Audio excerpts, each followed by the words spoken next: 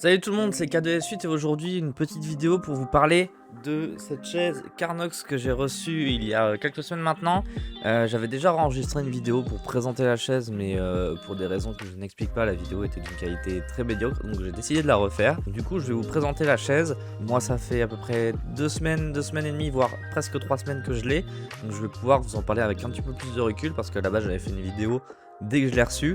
Et avec du recul, je me suis dit que c'était peut-être pas forcément la meilleure idée pour voir avec le temps ce que ça donnait. Jusqu'à aujourd'hui, j'ai pas vraiment de points négatifs à dire sur la chaise. Faut savoir que moi, c'est aussi ma première expérience de chaise gaming. J'ai toujours eu des chaises de bureau, des chaises entre guillemets ergonomiques, mais jamais de chaise gaming à proprement parler, et c'est ma première. Il faut savoir que la chaise est du coup livrée avec le coussin pour les lombaires et le coussin pour la tête.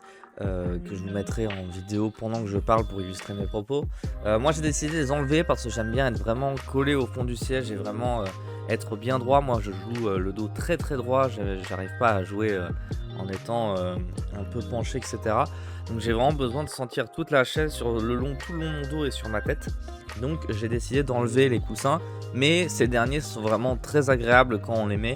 Et notamment quand je regarde un film ou quelque chose comme ça sur mon ordi, pour le coup je les remets parce que je suis en mode un peu plus chill et c'est vraiment agréable de les avoir. La chaise est au prix de 269 €. Faut savoir que moi à la base j'ai toujours voulu une chaise gaming, mais je voulais pas avoir une chaise qui coûte 400 balles ou 500 balles parce que j'ai absolument pas ce budget là, notamment des Secret Lab, des Maxnomic ou des trucs comme ça.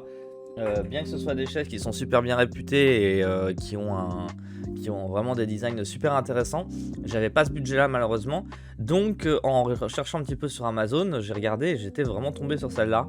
J'aimais beaucoup le gris qui était vraiment assez intéressant, et la tête d'alien, je trouvais ça rigolo parce que c'est un peu avec le thème de ma chaîne, tout ce qui est alien, robot, cybernétique, etc. Donc on était plutôt bien là-dedans. Les spécificités de la chaise sont à peu près tout ce qu'une chaise gaming a en règle générale, c'est-à-dire le dossier qui se plie jusqu'à 90 degrés, où on peut littéralement dormir sur sa chaise si on veut. Bon, je le conseille pas parce que la première fois que je l'ai fait, j'ai failli me péter la gueule parce que j'étais pas du tout habitué. Les accoudoirs qui se règlent en hauteur, en profondeur. Les accoudoirs se montent vraiment très haut, donc ils peuvent vraiment être au même niveau que votre bureau, et donc du coup avoir vraiment une continuité entre votre bras et votre main qui est sur votre clavier, si vous n'avez pas un bureau qui est assez long pour tout poser dessus. Ça c'est vraiment très cool, moi je m'en sers beaucoup mine de rien, sans m'en rendre compte. Je me suis aperçu qu'il y a très récemment. Moi ce que je voulais absolument sur une chaise, c'est que la chaise monte assez haut, au niveau qu'elle monte assez haut simplement parce que toutes les chaises ergonomiques que j'avais étaient assez basses mine de rien, et donc du coup j'avais toujours l'impression d'avoir peut-être 5 ou 6 centimètres de moins par rapport à mon bureau. J'avais toujours l'impression d'être très bas par rapport à mon bureau, alors que là du coup je suis vraiment bien haut sur mon bureau, j'ai bien mes mains au-dessus de mon clavier et au-dessus de ma souris. Donc, du coup rien que ça c'est vraiment très chouette. Pour le moment, le gris du fauteuil n'est pas si salissant que ça. Je passe quasiment 5 ou 6 heures de ma vie tous les jours sur le siège, et pour le moment il ne se salit pas, il ne se détériore pas. Après ça fait à peine un mois que je l'ai, donc heureusement qu'il ne se détériore pas, mais aucune couture qui saute pour le moment, aucune marque d'usure à proprement parler.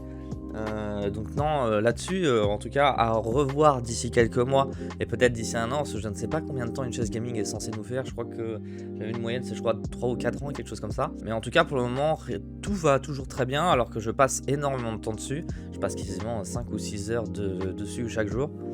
Donc au niveau du rapport qualité-prix, pour le moment, j'en suis très content sur ce point-là.